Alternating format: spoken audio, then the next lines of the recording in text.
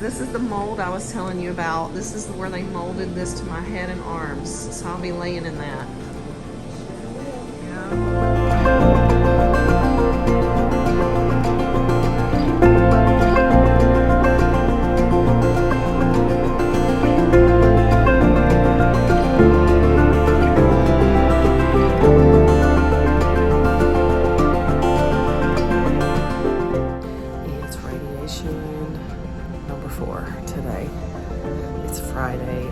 Excited. It's Friday. I get 2 days off after today.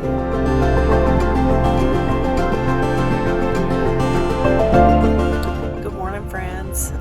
So I'm back at Emory today. I'll be having my 5th radiation treatment, and I'm also going to be going to see my medical oncologist to get my first injection of my hormone blockers. So because of the type of cancer that I have, it is estrogen and progesterone positive, which means that those two hormones help drive the growth of my cancer. And so basically moving forward for the next at least 10 years, I will have to take hormone blockers to suppress my estrogen and progesterone. And so the first injection is today, and then they'll also prescribe me a pill that I'll have to take every single day for those 10 years. So that is the start of the endocrine therapy. That's what they call it, endocrine therapy. Cancer sure does throw a lot of stuff at you guys. It's really intense. You know, you never realize like how much is involved, but it's pretty intense, and there's always some new thing that they throw at you. And the hormone blockers are just, it's a big deal. It's a big deal.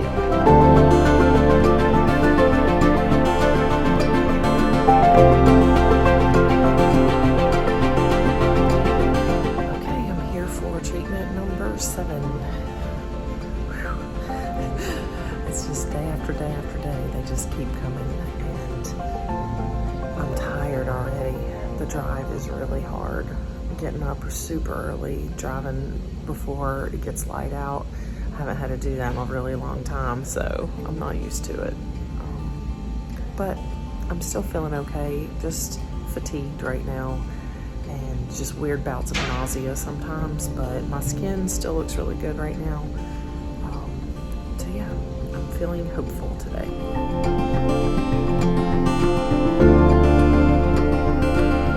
I'm here for radiation treatment number 8.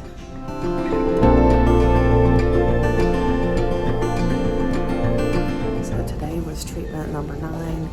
I am going to go see the doctor today because I have, under my arm, I have just this spot that's become kind of hard, and it's like a lump that's kind of hard, and it's probably from the radiation, but I just want to make sure. I mean, it wasn't here a week ago, so it's probably not like a tumor growing that fast. It's probably some fluid or something built up under there, but I'm not really sure. It just, it's not painful necessarily. It just feels kind of weird. So I'm gonna let the doctor see.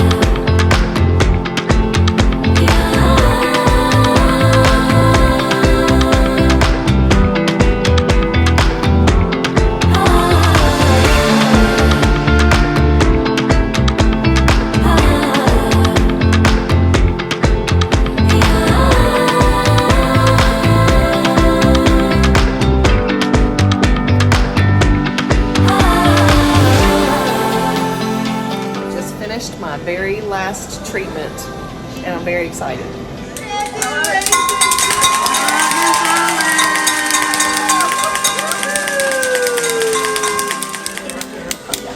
Congratulations, Julia!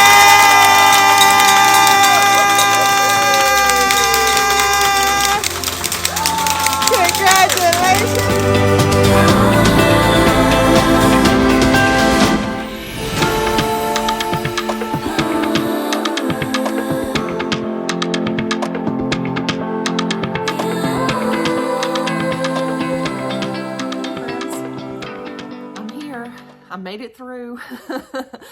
As you saw from the montage, I finished my treatment. I finished my radiation treatment. I'm done with the bulk of my cancer treatment now, and it feels really good to have that behind me. Yeah, it's nice. It is now December. What is today? December the 11th. So we have come a little ways since the last day of my radiation. That was the very last day of October. So I've had about 6 weeks now to kind of recuperate and kind of get my life back in order, so to speak, which it's still not. I'm very much still kind of floundering around, figuring out what's next. But I did think that I owed you guys a video and an update as to, what was going on. So yeah, radiation's done. The treatments went pretty good. I went every day for 30 treatments. You don't go on the weekends, but basically for 6 weeks, I went to radiation every day up at Emory in Decatur. Yeah, the drive was rough. It was hard driving back and forth every day, but the treatments themselves, they were okay. It wasn't terrible. The hardest part to me was keeping my arms above my head because I had to lay with both of my arms like this in that little mold that I showed you. And so they were able to radiate my lymph nodes and all the way across my chest and even up into the lymph nodes that are up here. So I called it my radiation halter top because of the way that the red and the scar, not scarring, but the treatment area, it looked like a halter top basically. So yeah, you don't feel the actual radiation treatments when they're, doing it. You just feel kind of the effects later. You feel really tired, and every now and then I would feel kind of nauseous, but it wasn't anything that actually made me throw up. I just felt kind of weird for a little while. And then I also had a little lump come up over here, and that lump is still there, and it's kind of a side effect of the radiation and the surgery. I basically have a fluid pocket in there, and it's surrounded by some scar tissue, and so it's kind of hard, and the radiation kind of irritated that, and it's just going to take some time. We're going to wait and see what happens with it. Hopefully the body will kind of reabsorb the fluid and it'll go down, but if it doesn't, then they can go in and do like a surgical procedure to take it out. Right now, I'm not doing any surgical stuff. This is not bothering me. It doesn't hurt. It's just looks kind of weird, but I'm not concerned about it right now. So, and the doctors aren't either. We've had it all tested. Everything's been looked at. It's nothing to be concerned about. So it's not cancer. It's just fluid, and that's good. So I do PT quite frequently because I have a lot of issues with, the skin and the lymph system that they removed from the right side. So I've just been dealing with some of those issues, and PT is basically the main thing that you do to help with that. So lots of PT, lots of stretching, trying to get all of my range of motion back, and it's just taking quite a long time, a lot longer than I expected. I just feel all through my chest, and both of my shoulders are a little unstable from, I guess, the way that I positioned myself for several months while I was healing, and just where the skin has a lot of changes to it. It's very tight, and so you just have to constantly stretch the skin, moisturize the skin a lot just to help with that. So it's coming along. It's going well. I am feeling honestly better every day. I think the radiation, the brunt of the radiation now is over. Like it lasts for several weeks after the last treatment. There's still radiation working in your body. So I think for the most part, the radiation is out of my body now, and it's just time for recovery, you know, some good recovery, not just a week or two in between other treatments. It's an actual time to really recoup myself. And like I said, I'm starting to feel a lot better. I'm still doing my keto diet. That is something I'm probably going to be doing for the rest of my life. Definitely, if not keto, very, very low carb. I mean, I'm basically, oh, hello, my baby. Hi, baby. Oh no, we're not doing OnlyFans for cats. Don't stick your booty in the camera. So yeah, still doing my keto diet.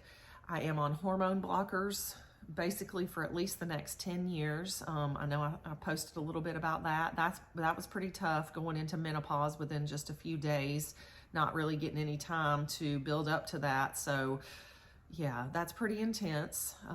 Initially had a lot of like mood swings and just crying a lot. And the side effects from that, obviously hot flashes, night sweats. That's the most intense part of it. And then my skin's pretty dry. I have to moisturize a lot. I drink lots of water every day. But that's just part of kind of losing the estrogen and progesterone is you kind of lose that moisture in your skin. So it's okay. I'd rather have loss of moisture in my skin than have cancer. So hopefully with the hormone blockers, with the diet, removing sugar, and just getting back into a nice healthful routine, I will keep this cancer at bay and it will not come back. I don't know if I mentioned it in the last video or a couple of videos back. I'm pretty sure I did, but the pathology of my cancer, there's a good chance that there is cancer in other parts of my body. We just don't really know it yet. It's not big enough to see it anywhere yet. And so I'm going to really be fighting cancer for the rest of my life in some kind of way. If there's just a few cancer cells in there, I don't want to say like I'm okay with that, but I am okay with that. We want to keep it small and keep it at rest so it doesn't flare back up and start to reproduce and make more and more cells. And so I want to keep the cancer weak. I want to make sure that my body's terrain is not a hospitable place for cancer to live. And that's kind of my motto going forward is cancer can't live here.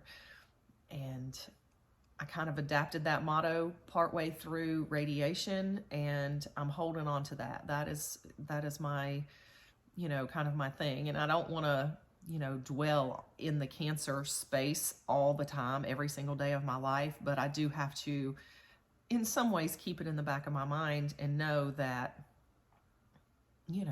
my body created the cancer. There was poor conditions that caused my cancer to be able to thrive, and I need to make sure that I do everything I can so that that doesn't happen again, so that cancer can't get a foothold again, because I'm running out of body parts to cut off. And I don't want to go through chemo and radiation treatments and things like that again. It's been very difficult. My doctors did want me to take a chemo pill for 1 to 2 years. I have declined that. I don't want to do any more chemo. It would have been a daily pill that I took, like I say, for 1 year, or I had two options. One of them was for 1 year and one was for 2 years. And I want some time to recover. And so this year, 2024 coming up, is my time to kind of reclaim my life, reclaim my place in the world, and just see, where this world takes me now. I'm still shook from having cancer. I'm not gonna lie. Sorry. I don't know. Some days I just don't know what to do. And not just about cancer, but just about anything, like what am I going to do? You know, am I going to work? Am I going to flower farm? How much homesteading am I going to do? How much gardening do I want to do? There's just, I don't know. I just feel like there's so many questions, unanswered questions, and I don't know. It's the same with this channel. Like, I love this channel. I want to do something with my YouTube channel still, but I don't know what that looks like going forward. And I hope you guys will bear with me as I figure that out, because I don't know.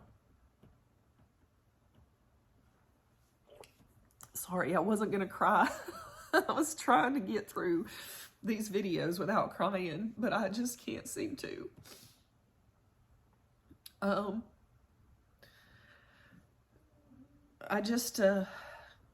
I miss parts of my old life, but then there's definitely parts of my old life that I can't return to. I can't go there again, you know, not knowing what I know now, not have gone through what I have been going through and what my family has gone through. I just have to rethink things going forward, and I hope I can figure that out. And I hope you guys will bear with me while I figure it out. So on a brighter note, I'm just very hopeful right now for the future, which just saying that I have a future feels really good, because a year ago I was in a very bad place and I didn't think I had a future. I just thought that I was gonna die.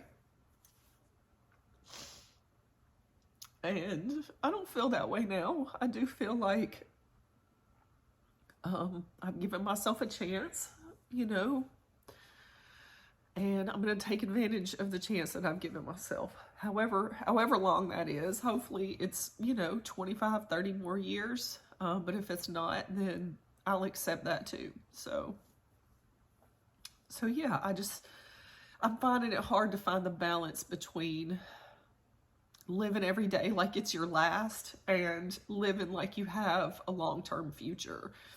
And I think that's something we all struggle with.